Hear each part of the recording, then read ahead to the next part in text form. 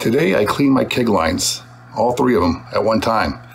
All right, so here's my tower on my kegerator. I got 3 taps here, as you can see, and they're all hooked up. Essentially, starting from the recirculation bucket down below, where I have a fountain pump and some PBW solution that's really hot down there, ready to go. I have the pump going to the first inlet here, using my little growler filler nozzle and a little hose clamp to hold it on so it doesn't pop off and splash everywhere.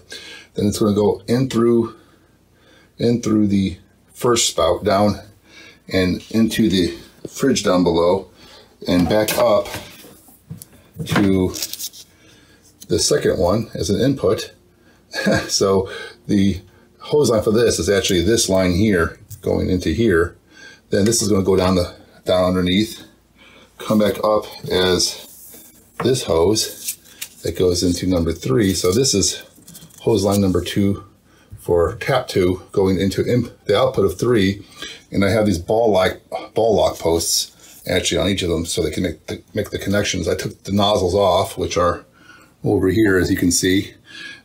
So I have that going to there, and it's going to go through here and back down, and actually ends up in the bucket here with my little keg wand to help allow it to recycle back through there. So it's going to recirculate for a while, and let's see how this goes.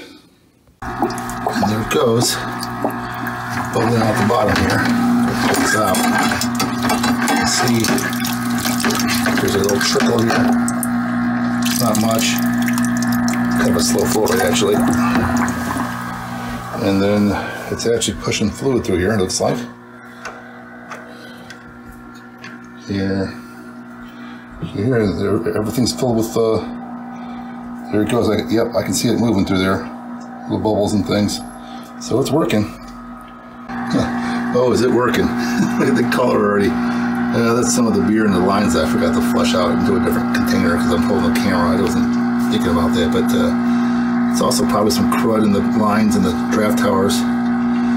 They're exceptionally prone to beer stone and other stuff growing inside the tower, just by the nature of the tower design. So, very cool.